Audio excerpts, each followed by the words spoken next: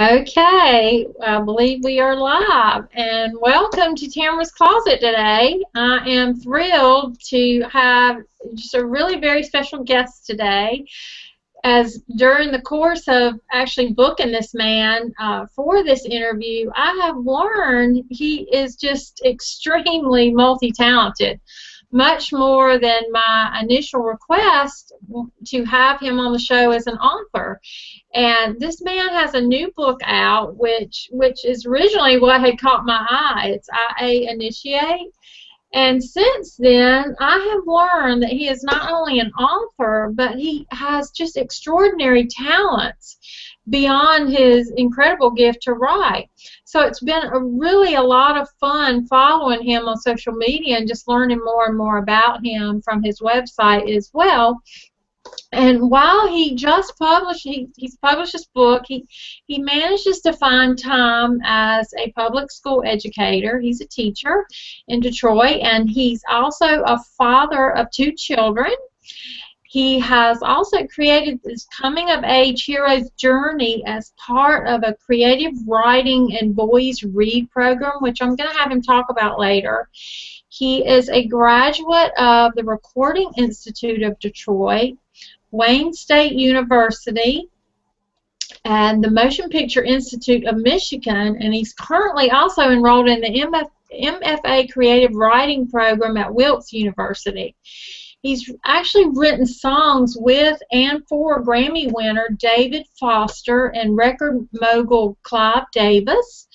He has been a recording artist on Arista, I hope I'm saying this right, Arista and Polygram Records, and he's written and produced songs for Gerald Levert, Gerald Alston, and just many others. And I've had a chance to check out some of the people he's written music for and actually listen to some of the CDs or YouTube videos where he's actually performing on there as well. So he is just amazing, and he's been a backup, he's a vocalist, he sings, and he's a musician. He's just multi-talented, and he currently lives with his daughter Marquette in Michigan. So last night I actually had the pleasure of meeting him on Skype, and we talked briefly, and I got to tell you, this man, he just has such a brilliance about him. He just reeks stardom, and he's just so talented, and it was just such a pleasure to meet him. So without further delay, I want to introduce to you the author of his latest book, IA Initiate, John Darryl Winston. So, John, just say hello so I know you're still with us. Hello, I'm still with you. Okay. It's so great to have you here today, John, and I'm really excited about this because I tell you, I'm being honest when I say it's been really fun just checking out some of the videos on YouTube from back in the 80s where you were a musician and singing, and it's just amazing. And today we're here to celebrate your new book. But I did want to talk a little bit about your past career as a producer and recording artist, kind of leading up to where you are today. And you know, I'd gone over where you had, you graduated from the Recording Institute of Detroit, and I noticed you had actually, you had to make a movie in that. You must have had a specific dream when you went to school and had a blueprint, kind of where you were headed back then. And it seems just obvious that you had a clear path of where you wanted to go in life. What was your dream during that time? Well, my dream, that's hard to say. And when you say that I had a clear path, I knew that I wanted to be successful. And movies, I always had a thing for storytelling and movies since as far back as I can remember. But as far as a clear path, I was always busy, always busy. So it was a natural progression. I started playing my first instrument at about 7 years old, actually a recorder And when I turned 8, all my 2 sisters got a trumpet and a clarinet, and so I got a saxophone. And so since the age of 8, I've been playing saxophone. And it kind of went from there to a guitar when I was about 12. And I just picked up everything. I was just very, very busy. And I ended up right out of high school going into the Army band. So I was a musician in the Army. And straight from there, coming out of the Army, is when I started, when I went to Recording Institute of Detroit. I always felt like I needed to be in school. Even though I didn't like elementary, middle, and high school, I felt like I needed to be doing something. So from there, it was Recording Institute of Detroit, put together my own band in Detroit called Kiera. A good friend of mine, brother, if you will, Greg Charlie, we had a duo. Started out as a band. It was 7, then 5, and then ended up being just him and I. And we put out our own records in Detroit. Had #1 records in Detroit before Arista, Clive Davis and Tony Andersen at Arista picked us up. And as soon as we got to Arista, I really wanted to do the videos. That was my thing, videos. And so I'll go on and on because you might have to stop me at some time. That's okay. So I really wanted to do the video. So to each song, I would write a video. To every song on our album, I would write a video. And, well, now, I just want to ask you, when you were in school, you said you went from there to the Army and played music. Were you in the marching band in school, in high school, or? Yes. Okay. I was in the marching band and the jazz band at school. It's pretty much where I spent all my time at school, in the band room. And so, that's how, as a matter of fact, I auditioned for the Army band when I was in the 12th grade at Cooley High School in Detroit. So from there, it was, when I got back, I didn't actually go to the Motion Picture Institute of Michigan until maybe 10 years later, after the music industry, and I was in my first year of teaching. So it's been back and forth, but it was never a set plan. It was just, even now, writing a book in between teaching, it's just something, being a part of storytelling, I'm just busy, I never sit around. This is probably the most I'll ever sit around is sitting around right now. So I'm always writing or playing an instrument or something. Working with kids, I'm also a coach. So just very, very busy. Well, you are, but when you were growing up, though, did you know you wanted to be a musician? Was it when you were really young? Was it something that you dreamed, or because you said you started playing the sax at 8 years old? Were you singing any back then, or? Yeah, I had the opportunity in the 3rd grade to go to a school called Holy Cross Lutheran School. And they had everything. So again, I sung in the choir. I played instruments. I played every sport, from wrestling to gymnastics to baseball, football, basketball. And it was just a great opportunity at this school. And that's the one place I'll say that if they're all the things that I am, is Holy Cross Lutheran School from 3rd grade to 8th grade. But no, I didn't want, from up until about 11th grade in high school, I wanted to be a baseball player. That's what I wanted to do. But I wanted to be a baseball player. Played baseball up, through high school.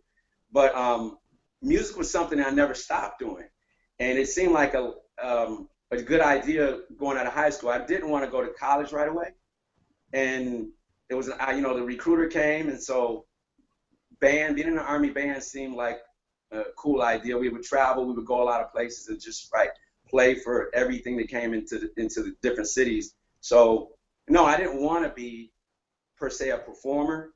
Everything kind of triggered something else.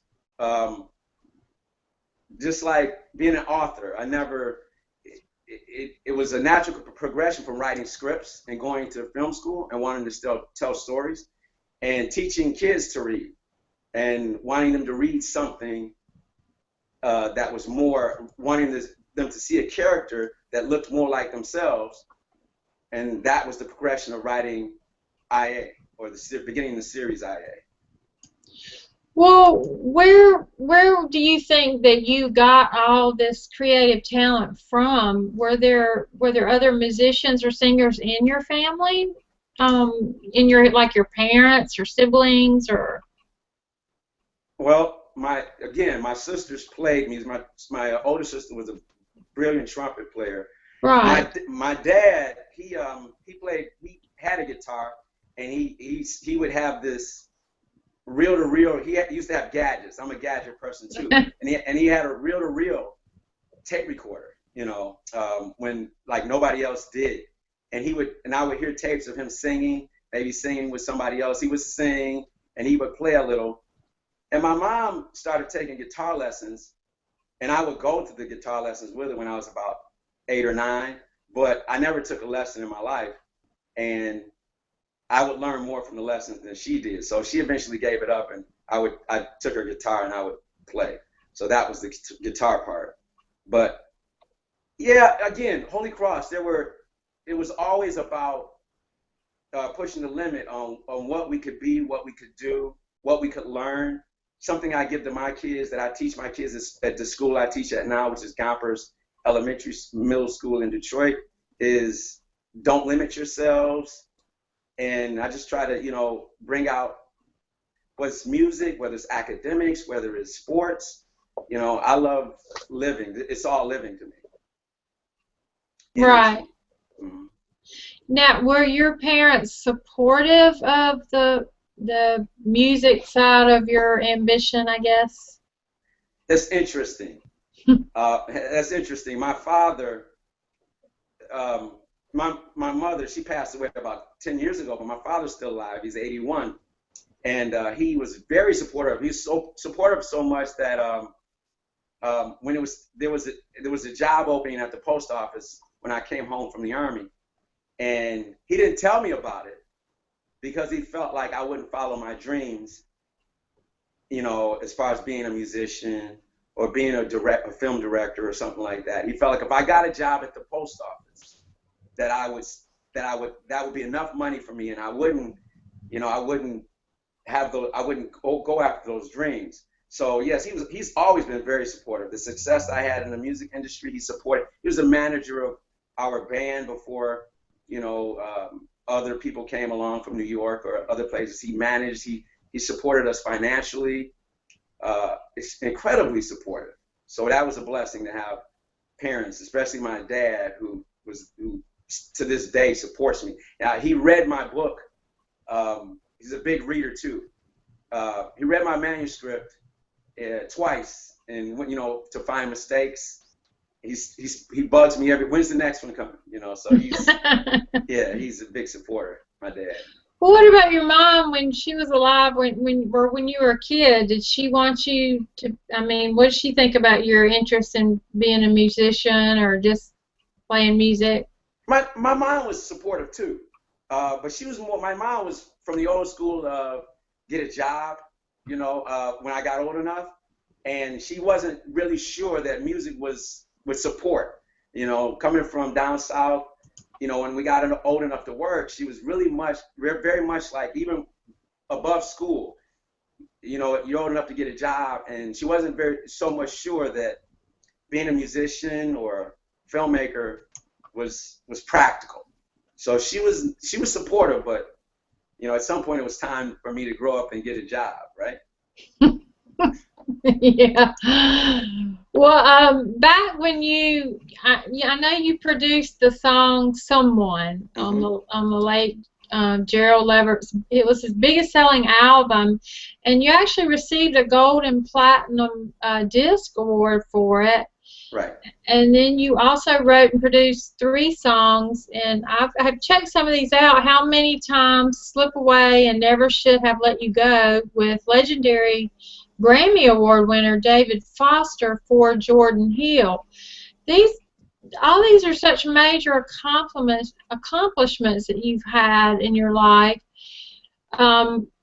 and you said now you weren't married at that time, but you said you had a girlfriend. You were young. How exactly did you team up with this people? Because I know you said your dad sort of supported you for a while until all these people. How did all these people start appearing into your life, I guess? We had a lot of success. I call him my brother, Greg, Charlie, and I. We had a lot of success as artists.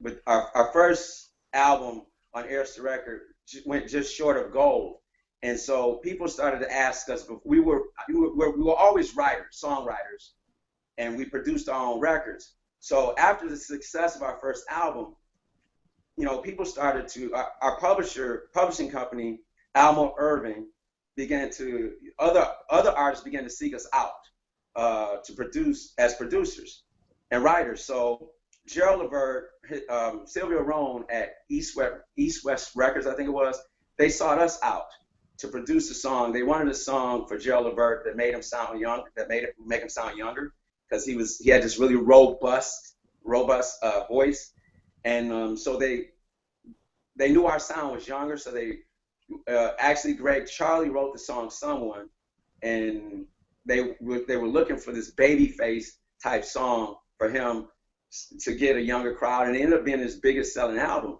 And also at the same time, David Foster, they wanted us to pair with him to write 3 songs. We wrote those 3 songs with David Foster. We went out to Malibu and stayed at his, he had a beautiful house on Malibu Beach, and we stayed out there, and we wrote 3 songs with him.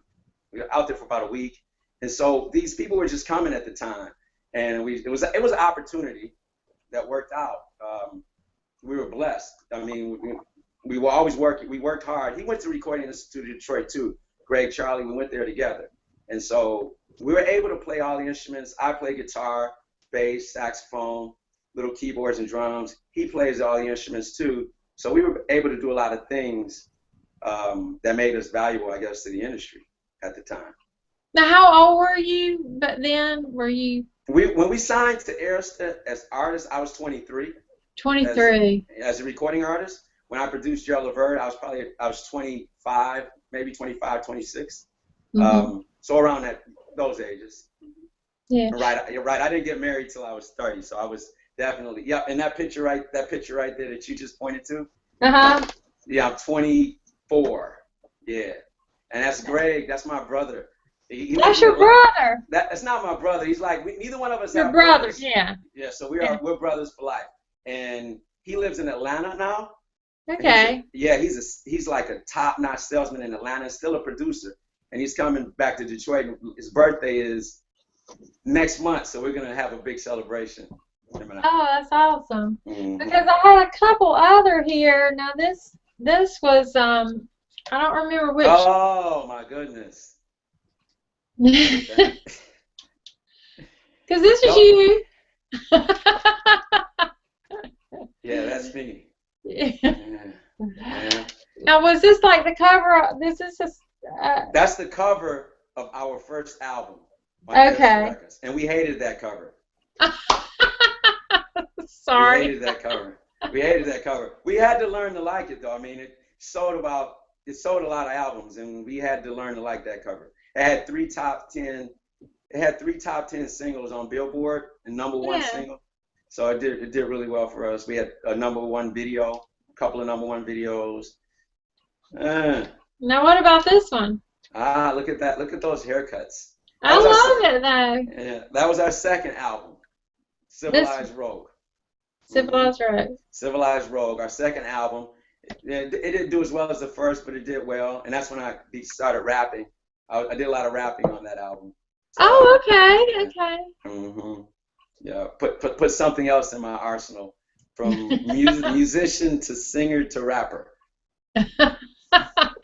Well, I think it's great. You're multi-talented for sure. Thank you. So I want to get to kind of your book, John, and you just released this new book, and I Initiate, which is a supernatural thriller. Can you tell the viewers what this book is about?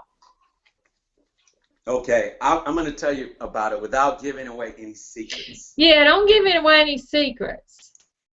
Okay, it's about a 13-year-old orphan named Naz Andersen. And Naz is his nickname. His real name is sort of a secret. You find out his real name in the end of the second book. And he is a orphan, and he has powers. He has supernatural abilities that he's not aware of.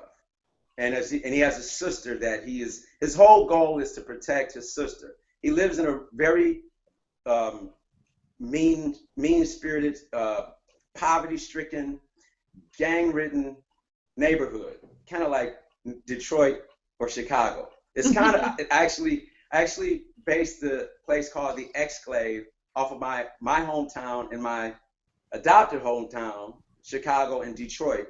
It's kind of a city like that, huge city with a lot of poverty, a lot of gangs, a lot of drugs, and he's a person of color, which is something I wanted to do to create a hero of color. And he doesn't know he has these powers. He has a sister who's 9 years old, who's kind of based off after my daughter Marquette, and she's fiery and ultra intelligent, and he's set to protect her in this mean environment of bullying, gangs, and his powers begin to manifest themselves as the story goes on. He has a therapist named Dr. Gwen who helps him. He has a coach that begins to help him a little, and he has some friends that come about as the series unfolds.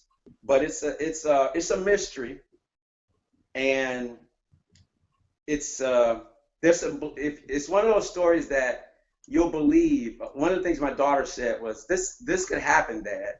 And I said, "Yeah, the point is I wanted to make the story realistic. That's supernatural elements, but you don't have to suspend your belief very much to start to see these situations as true." So I don't know if I gave enough about it, but no, that's great. Actually, I'm glad you said that, because that makes me like it even more, because it is fun when you've got a thriller, and then it actually can be it's very realistic at the same time, meaning it could happen, and that makes it to me more exciting. And I told you before we went live today that I had started it early this morning, and I can already tell, just the little that I've read, that I'm going to like the book. And so I'm very excited, because I like thrillers, and I like mysteries, thrillers. I like that excitement, the suspense. And so, I am very excited for it. And now it makes me like it even more to know that it's a little bit, realistic. So I think that's great. So I wanted to ask you, though, when did you start writing this? And I guess what prompted you for this actual particular story? You've sort of given a little bit of that already, with you wanted to create a hero of color, but was there much influence coming from you, just from being a teacher and working with young people? And is there parts of this story that relate, to your childhood? Were you bullied or by gang members? How much influence of your life is really in here? Okay. If any, there may not be, There's a lot of me. There's a lot of me in the book. The idea came up for the book, I'd have to say, probably 20 years ago. And I had this. I didn't read. I was not a big reader growing up. I didn't like reading. I love stories, but I like my grandma reading to me. I loved reading with my sisters. My father used to make us read the Bible growing up, but I didn't like reading stories as much as I liked hearing stories or watching movies. And I kind of put this in the story a little. I happened to go when I was at Cooley High in my senior year. I went to see Superman the movie. Didn't see it in the theater, but I saw it in the auditorium after the movie came out. They would show movies, and I was blown away by the concept of this hero. And as time went on, I would see more heroes, but I would never see heroes like black superheroes. And the ones that came out I saw a few that were just not, they weren't serious, and I started to get frustrated. And so I had an idea for one myself, and I was like, I have an idea for a superhero. And it started to develop, and it started to develop. And when I started to work with kids as a teacher, I would talk about stories like Harry Potter and Star Wars. Just saw the new trailer for that today, and it just brought me to tears. Can't wait to see the new Star Wars. But I would talk to kids that I coached or taught, and they just didn't buy into they thought, a lot of kids thought that the Star Wars and the Harry Potters were silly, or they just wouldn't read those kind of things. And so when I at one point I said, there's nothing for me to bring these kids to read that they'll take serious. That was silly. This is silly. Because, the kids that I teach, they see a lot of bad things that I didn't see when I was growing up.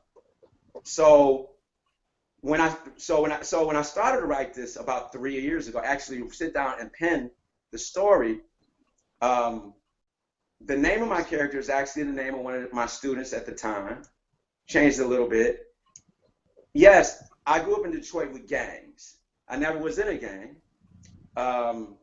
I don't recall ever being bullied per se, but bullying was my biggest pet peeve. It still is, whether it's men bullying women or mental bullying, psychological bullying. It's always been a huge pet peeve of mine. So that's something that's in the book, very big, and it's a problem. So I think it's timely. And everything about the book is somehow related in my life. I see myself as the protagonist's father to some degree. Is like myself. Protagonist is a little bit like my son. But it's a culmination or a meshing of all the things that I've experienced. We're the sum total of all our experiences. So this book, it has a lot in it. I mean, I've been, as you see, I've traveled the world. I've traveled Europe as a band, the country performing. I've done a lot of things, been in the military. So I bring a lot of experiences into the novel. And I have and I wanted it to be top notch, which is why I'm at Wilkes University working with some great writers, some great professors. My mentor is Jeff Talarigo. So it has a lot in it. Pitching my own novel here. So it's my heart and soul. It's the one thing, because I spend a lot of time helping other people. It's the one thing that I've really, you've done a lot of promotion for this, and it's not really comfortable for me because I'm used to helping other people. I'm used to being behind the scenes often, and this is something I've really put my heart and soul into. It took me a year to write that.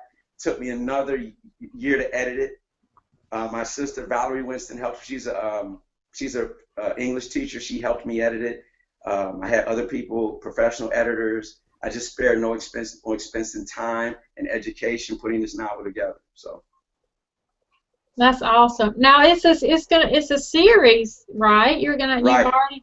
You've already written the second one. Is that? Yes. Wow. It's in its rewriting editing stages. Uh-huh. I'm writing that with my mentor from Wilkes University, and I have three more installments planned after that. Wow. It's a story I've already pretty much outlined. Yeah.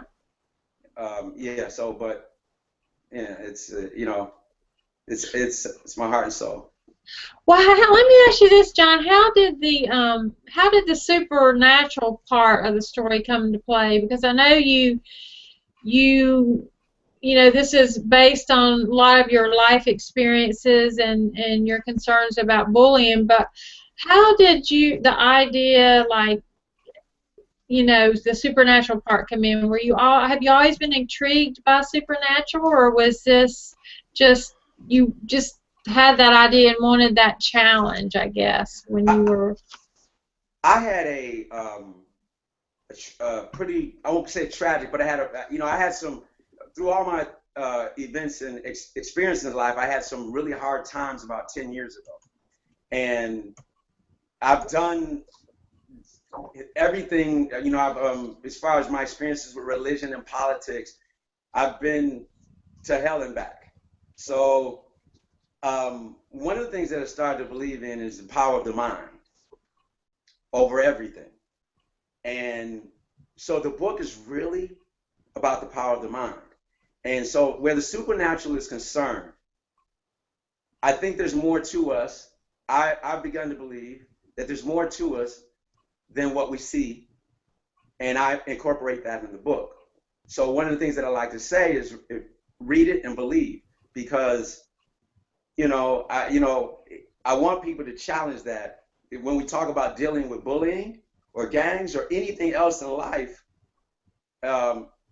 It transcends the physical, and that we are, even though I think the common misconception is that we only use 10% of our brains, and the truth of the matter is that we use all of our brains, but we don't use it to its full capacity, and it's no telling what we're capable of when we begin to channel that. When we look around us and we try to look for supreme beings to help us, my belief is that everything is within us, good and bad, evil, it's all within us. And so that's what that book, the epitome of that book is. My hero, Naz Andersen, he'll have to make choices.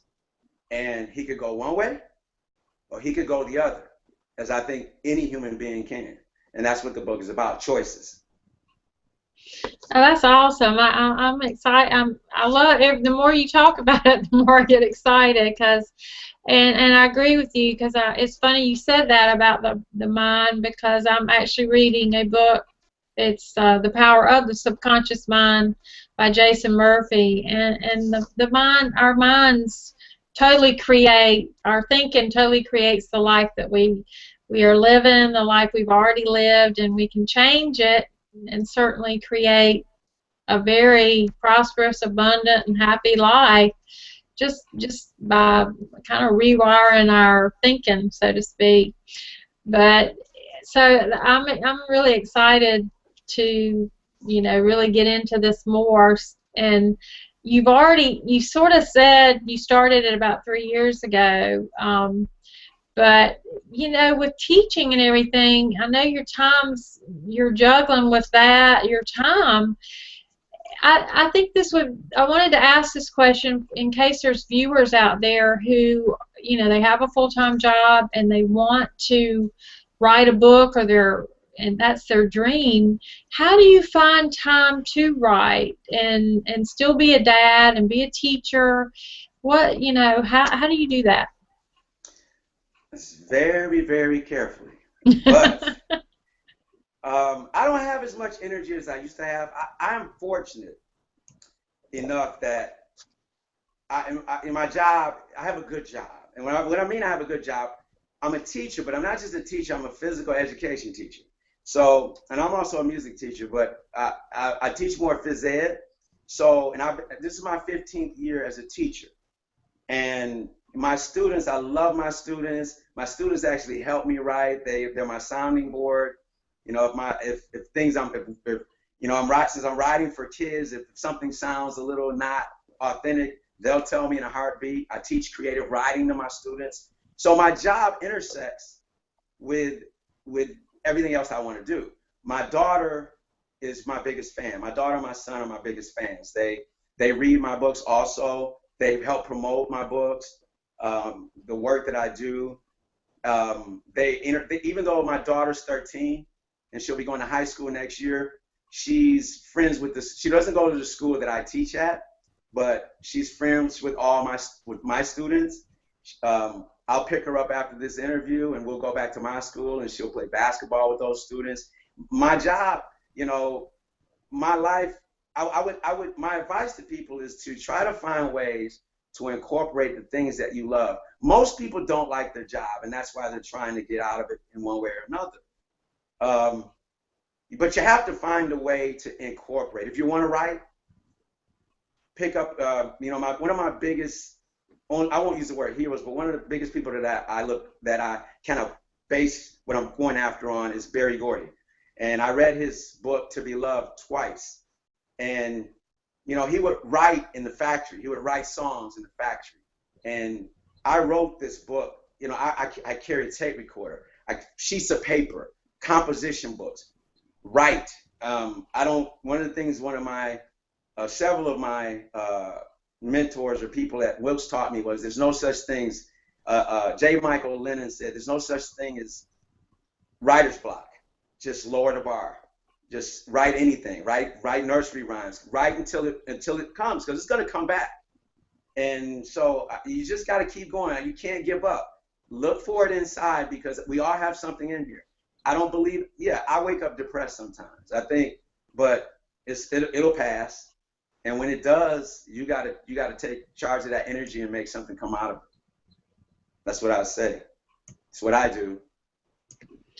Well, that's good. And, I think it's good to write even when you're depressed. I know I write a lot. I haven't published a book or anything, but I do write a lot. And sometimes some of the best things that I write are, not when I'm the happiest. And for me, and a lot of people, I'm sure, writing, I think, can actually help you work through your healing process. So, I think you're right. I think just do it. Find the time and do it. Make the time, I guess. But you're teaching, and I think you just said you've been teaching for about 15 years. At what point, when did you decide you wanted to be a teacher? What? Because I know it sounded like you were doing a little bit of that too when you were into the music or getting into it, going back and forth, you said? Right. What happened was, after the first album we toured, we came home, second album, I started coaching. Always loved sports. I wanted to be a baseball player.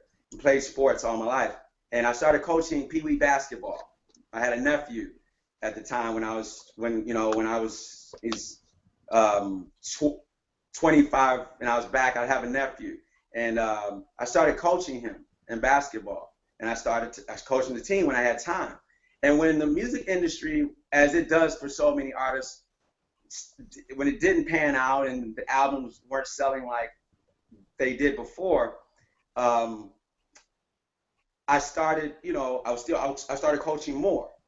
And I decided to go back to school. I got married, had my son, and I just decided to go back to school. And it was a natural progression from being a coach. Started coaching high school, actually started coaching high school basketball.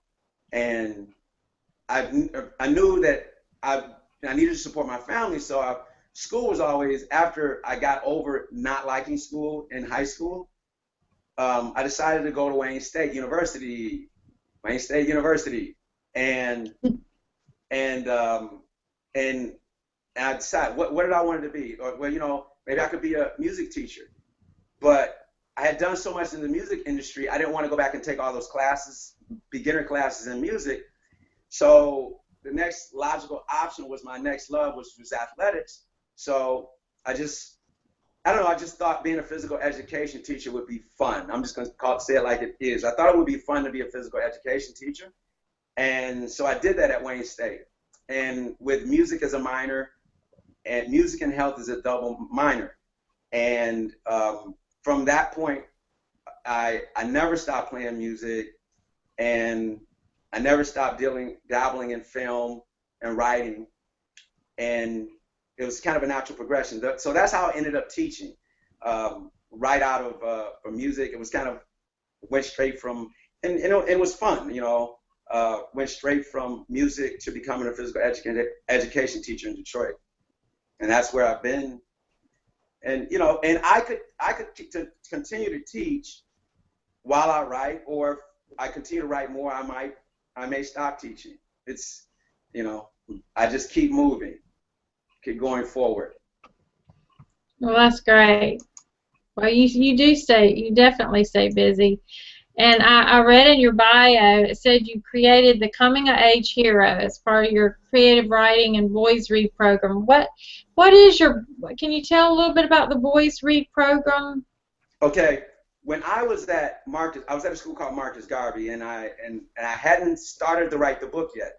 And the principal or assistant principal approached me and asked me if I wanted to start. You know, there are a lot of boys who just don't like reading or can't read, or especially in the inner city. And would I be interested in, you know, starting a boys read program, something to help the boys? And I said, sure, I'll do that. And when I started working with the boys who couldn't read that well or just didn't want to read. And at the first level, it was finding books that they liked to read. That was difficult to do. Most of them wanted books on basketball or football or something like that. And that still didn't work. And hence me writing a story, a fantastical story about a hero that, you know, kind of like a Harry Potter, but minus the witchcraft and kind of more like on something that they're familiar with. And that's how I started the Boys Read program. What I'm doing now is an extension of that. I've created something in Detroit that I'm just kind of, it's bubbling up. It's called an adopt an author program. What I'm trying to do with schools is put authors with classrooms and have them to basically create a love of reading and writing in students. And because my students, when they're able to envision where these characters are coming from and where they're going, they tend to have more of a buy-in of the story and of reading in general.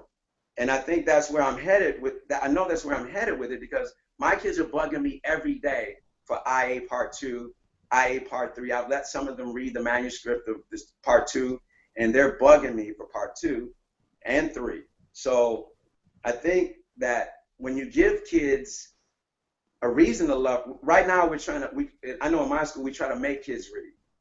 And all you do is, at that point, you create a dislike for reading. And the way to make kids like reading is give them something that's fun. Read with them. Let them listen to readers who can read and make a story sound interesting. My grandmother used to read the story, the Ten Commandments, and Moses and Noah and things like that. And we used to love stories, you know, but if you don't know how to read well, then reading becomes monotonous. And so through the programs that I do with kids and my students, I try to make reading interesting. And that's the goal. Because, you know, somebody that I'm also big on is Ben Carson, who comes from Detroit, the neurosurgeon turned politician. He credits everything with the simple act of reading, which creates an imagination, which I consider to be our strongest muscle, is our imagination, which everything is created out of. So that's where I'm headed as far as the programs that I'm trying to create. Boys Read and adopted an author program. So with the adopted author, when you say put an author in the classroom, like as a guest, or you mean like teachers more that are authors, or what? What I propose is a virtual classroom. Have the students. What I've done with several schools thus far is have the students read the book over a 3 to 4 week period. If there's an audio book, that can be enhanced. I've also have a study guide for the book. Have the students read the book together with their teacher, and interact with the author on a wiki space. If they have questions about the story, about the characters, about the writing process in general, they can ask the author while they're reading the book. At the end of the period, the author will make an appearance at the school, do a reading, a selected 5 to 10 minute reading of that book or another book, and take questions, and maybe do a giveaway, make it fun, something like that. So those are the different things that the Adopt an Author program entails. That's a great idea. I think that's a brilliant idea. I think that really will get them more interactive. Just being interactive with the author as they read a book like that like you said, it's gonna keep their interest up and make them want to read and make it fun. And that's, if it's fun, they're gonna do it. You know. Yeah, because I just thought about something, and one thought leads to another. But can you imagine a book that you love? If you're reading Harry Potter, and if you could just ask J.K. Rowling a question, Yeah.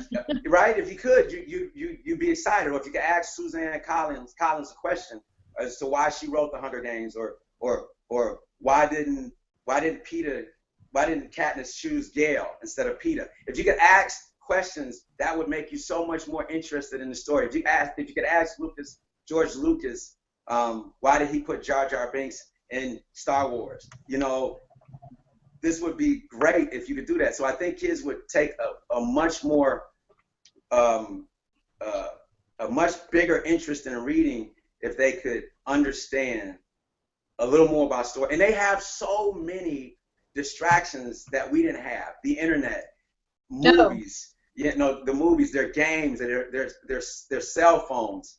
They have they have, I didn't like reading coming up, and I didn't have a cell phone. We didn't have internet. We didn't have computers. So we have to find better ways of getting these kids to love. Because the problem the problem, not a problem, but the thing about movies is they don't cause us to use our imagination. They show us what color things are. They show us how scary things are. They show us how beautiful or ugly something is. But in a book, we get to decide that. We get to decide how wonderful a setting is, but with our imagination. And that's something that film can never do.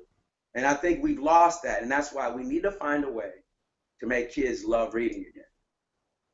No, I think you're absolutely right. You're probably going to create more writers out of that too. That's the goal. Yeah, and because you have a quote on your website, and it says, I was going to read it. It says, "My goal with the IA series and similar literature is to meet inner city youth where they are, but finish in a bigger world where they can utilize their imagination to dream the impossible and make that impossible, however improbable, a unique and distinct possibility." And you've pretty much answered my question.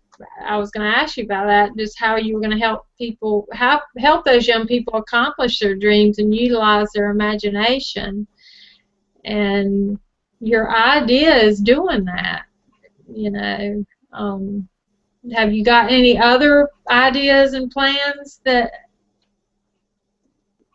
Well, one of the things that I do is I believe in the karma thing. I believe in karma. The concept of like, even now, again, I'm promoting my book. That's a difficult task for me to promote my book. So when I'm online, I'm on Facebook, and I see my book, I get a little I don't know, here's my book again. So one of the things that I've done is I began to read. I've always done this, but I began to look for other good writers, saying I'm a good writer, but I'm looking for other good literature, and because there's a lot of good literature out there that's not getting, the spotlight, and trying to help promote those, trying to connect other writers with other readers, and especially young readers. I have a buddy out in Chicago named Thelonious Legend, who wrote a book called I can't think of it right now, but it's sci-fi, and it's Three Sisters of Color. I'm gonna think of it in a minute, and he's gonna be upset at me if he sees this. But it's a really good book, and I want to pair with him and other team with him and other writers, and start a movement of, again, working with, not just selling your books, but working and one-on-one and with young writers and young readers. I noticed that a lot of my students don't have an imagination, and that's not a good thing. How can you go My daughter said this last night. She said when she tells people she wants to go to Harvard, they laugh at her. Yeah. That's and that just drives her all the more. Ben Carson had a dream early on that he would go to an Ivy League school, and he did.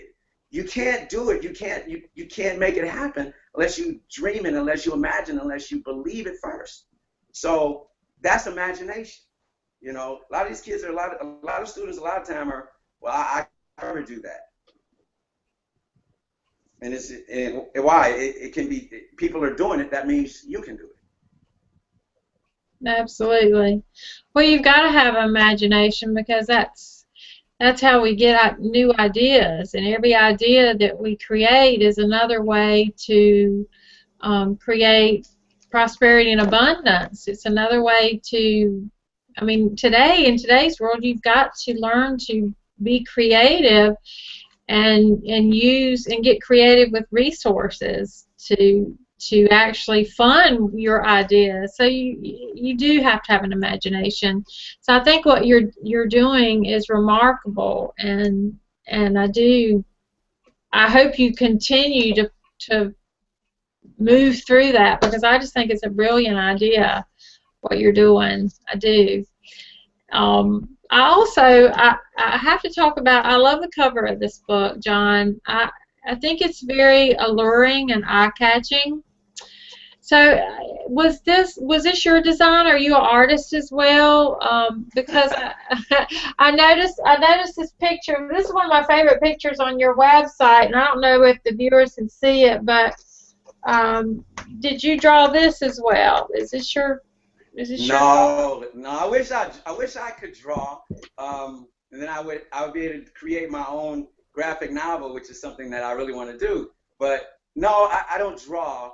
I will say that I did. That's my concept on the cover. That's a friend of mine. He's a graphic artist at Western University. He's a really good friend of my son's, and he went to one of a big school in Detroit, Cass Tech, and I went to him and I said, Dion, his name is Dion Mixon, and I said, just draw. You know, I told him he's first year in college. I said, I'll give you $100. Come up with me a cover and just do anything. And he said, so he came up with a cover, and it didn't look anything like that, but except for the initiate, the type set of the font of the initiative. That's his. But what I said was, give me a chessboard. And so I started giving him ideas, and I want the hero with his back turned, because I want people to just get an idea of what he might look like. And I need powers around him that's emanating from him. So I kind of gave him these ideas. He wasn't a sketch artist, so he just kind of mocked it up. Then I got on this site called Guru, and I found an artist, and I kind of sketched out with what he did, what I wanted. And so somebody else drew that, but you know, the concept of the chess is again the mind again. The chess piece. Yeah. I was going to ask you what the chess. Okay. And it's a chess. There are chess elements in the book. Okay. There's chess in the book, but I won't tell you yet. Yeah. I won't give anything away. And it's symbolic. The chess pieces are symbolic. The city in the background is a kind of a rendition of what I imagine the Exclave to look like. It came out pretty much how I wanted it to. I like it. I like how my name is drawn on the chessboard at the bottom. Yeah, I do too. I like it. I really do. So. Yeah, I like it.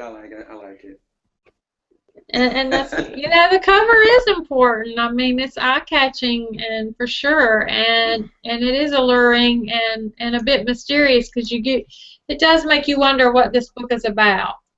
And I think that's important too. What do your children think about this book and all the attention it's bringing? That's my children are like, again, they're my biggest champions so far, and I also have I have my lady friend. She's my published. She's my agent. She's my publisher. Dominique Wilson is also one of my biggest champions. But my children, again, my daughter takes the book to her school and the kids read it there.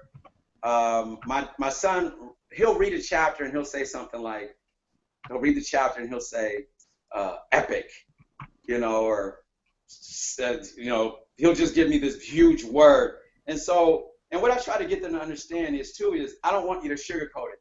I'm trying to write a book that everybody likes. Don't tell me it's good just because you think I'm not going to give you allowance or take you to the movies or whatever.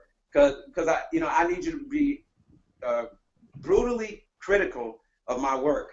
Because at the end of the day, the people who are reading it in California or on the other side of the globe, they don't know me. So they just want a good story. And so they've been hard. And I've made changes. My daughter she's very critical. She'll say, Dad, no kid would ever say that. Now change it. Yeah. Or she'll say, that could never happen, or less of this, or that's too complicated. So she's very brutal. And it's because whatever they tell me, I don't take I am, I don't, criticism hurts me, but I try not to show it. I keep a straight face because I need you to be openly critical, of my work so that I can get better and that I can move forward and become, because I want to be a great writer. I want to be a Stephen King,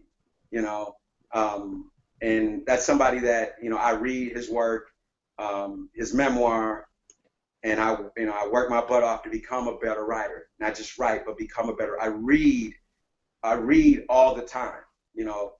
I self-help books before, but now a lot of fiction, sci-fi, fantasy, all the Harry Potters, all the Suzanne Collins, Twilights, on and on and on. The Giver, I just read. Whatever I get my hands on, I read. Well, that's great. Well, that helps stimulate your imagination. You've got to, I think when you're a fiction writer, you've got to read a lot of fiction because you've got to, that is like almost like your schooling, to see how people use dialogue differently, I guess, and just stimulating your imagination. We get ideas from what other people do as well, even if they're not even resemble each other, but it does help for sure. Now, I saw a lot of photos on your Facebook page where back when you were you were producing a romantic comedy, Shotgun Vegas. It was a project you had for MPI, and I just wondered, from that experience, do you toy with the idea, because now you're writing this series of books here, this thriller, so do you have ideas of or fantasize about writing a screenplay one day for it? Oh my goodness. The honest truth is, it will be my wildest dream to come true if this were to become a film. And when you say that, when I went to film school, I had to write a script, and I was into scripts back then. I had to write a full script, and I was reading, I was studying. I wrote I guess what I felt was a good script. When I finished the first manuscript to IA, I was so excited about finishing it, and the first time it was edited, I actually wrote a screenplay of it too. I wrote the screenplay, and it was like 200 pages long, which is ridiculous for a script. And to be honest, it was terrible. And I put it in a couple of contests, and I realized, I have a couple of friends now that are script writers, and I would love for this to be. I don't know that I could go back and forth between writing novels and writing screenplays because they're very different. Right. They're very, very different. I may try again, but I would love. I don't know that I can. I'm so close to the IA story that I feel like, and I know that you have to leave a whole lot out of a screenplay of an adaptation of a novel. And I feel like everything, you can't leave that out. You can't leave that out. And so I would just really, I would love, I have a couple of good buddies who are good who write screenplays, but I would love for somebody to adapt it. I don't know that I can, Right. but yeah, because I'm just too close to the story. But I would love that. I mean, I try to manifest that that's my goal, with this, because again, what stories out there on the big screen, what have a hero of color? The Avengers is coming out in 2 weeks. What story out there is like that? If I could get to a Christopher Nolan, who is my favorite director of movies like that, to do something of that magnitude, and that's that's what I shoot for. And if I don't shoot for it, I won't hit the target. So yes, that is my goal, and that is something I aim for. Well, that's awesome. I can see where it would be very hard when you've written a novel and you're very attached to your story to go and write a screenplay and then try to leave parts out. I think that would be a very emotional experience. It's hard enough just having someone else leave the parts out. So, but I wouldn't even know where to begin, like how you decide what to leave out. So, but it's a great dream, and even if you don't do it, somebody's could, that could be something else to take your book to a whole new level in the future. So, and I just commend you for everything that you're doing. It's so exciting to see someone who has big dreams and who's going for it, because you're also because you're doing this and you're working with kids and at a very impressionable age, you're able to inspire them, and you're bound to be a huge inspiration for not just your children, but the children that you work with and coach and teach. So I just have one or two more questions. We're going to have to wrap this up, John, but do you have any plans in the future with music again? Do you think? Not per se myself. My son is a phenomenal musician. He's a phenomenal musician, and I hope that he, gets himself together and does something musically. He's 20. He's a classical trained pianist, great vocalist, great. He can do all kinds of music. My daughter plays piano and sings. But as far as me myself, I can get pointers. I'm really committed to the life as a writer, Right. And beyond maybe participating in the soundtrack of the upcoming film IA. Other than that, not per se a popular music or anything like that. Plus, the music has changed so much from the way I've known it in back in the day. But I still love all kinds of music. But just from a soundtrack perspective, which I love soundtracks. There's music on my website that my son has done. So when you go to the website, Okay. Yeah, that's my son singing, and that's his son's all the songs that are on that he wrote. He's playing the piano, he's singing. Yeah, he's now does he have that guy? Okay, I did see a John Winston singing on YouTube, but he would be too young. So that's I don't. Him. Is that him? What is he doing? Is he John Winston the second? Yep, he's John. Oh, that was your son? Yep, there are videos all over YouTube when he was like 11. Yeah, that's how old he was. Oh my God, he is wonderful. Well, I'm excited. I'll have to put maybe a couple of those in the blog article I write about you. Yeah. Oh, I'm so excited. When I saw that last night, I was like, I wonder. And then I said, no, he said he was 20. But I didn't even look to see the date on it. So yeah, that's good to know. He is very talented, very talented. Well, is there any last thing that advice you would give to anyone, John, that wants to write a book and they just don't know how to get started? You talked a little bit about this a little while ago, but is there anything else you would give to them, even if it's someone who wants to be a musician, for that matter? I would say for writers, I would give the same advice that all of my mentors at Wilkes gives me, that I hear every time: read, read, and read some more. That was and write every day. Read, and write every day. Read more than you write. As far as doing anything else, as far as being a musician, I would say immerse yourself in the do a self-imposed internship.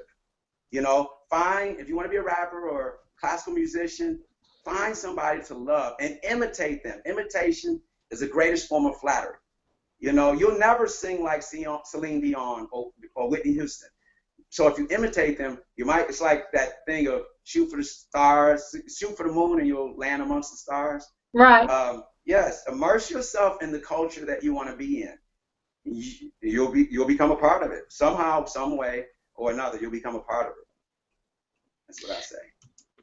That's great. Actually awesome advice, John, and you're exactly right. So I hate to end this today, because I have to tell you, I've really enjoyed hearing your story and how all these different things that you have done over the years have intertwined. You are just an extremely gifted man, and your passion to help these young people you're working with, you're still finding time to fit all that in, and in your ideas about the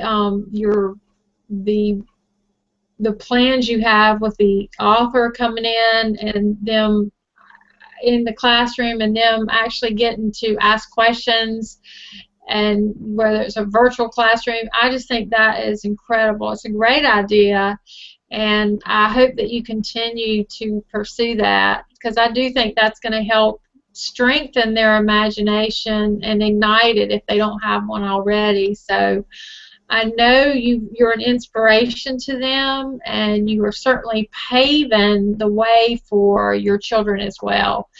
And kudos to you for that. So I got to thank you again for joining me today. I actually look forward to having you back in the future too, when on your next accomplishments, because I know you're going to have plenty to have you back for. So I really do appreciate you being here today. Thank you for having me. It's been a pleasure. I appreciate it. You are most welcome. So don't hang up yet. I'm just going to say goodbye to the viewers, John, and then I'll talk to you after I take us off air. I just want to thank the viewers for their continued support, and make sure you stop by my blog at tamarahscloset.com, because I have a celebrity closet section, and I have all my other interviews in there, and this live interview will be in there, as well as the blog article I write in the next couple of weeks on John, and I'll have links there, any links to his websites and any other information that he wants me to have in there. I'll make sure I get it all in there. So you can also visit John's website if you want to get a copy of his book, and I hope you can see this. It's just JohnDarrylWinston.com, and you can actually get a copy of his book there, IA Initiate, but it's also on Amazon, and I believe it's also on there, John, as the Kindle, right? Can you get the Kindle version? Or? Yes, you can get Kindle. Yep, okay. It's the Kindle version. Okay, and you can get it on your website, right, as well? Yeah. Okay, great. So thanks. I want to thank the viewers for joining me and your continued support. Next Friday, join me as I interview, it's a young boy band called Phase 5 who just released a new single Wednesday, I believe, called Upside Down. I had a chance to see the video. It's awesome. And then I have Kev Hutch coming up the end of this month, and he is keeping hip-hop alive. So I've got a lot of great things coming to Tamarah's Closet. Again, thanks for watching, and just keep following tamarahscloset.com. And thanks a lot. Take care. Bye.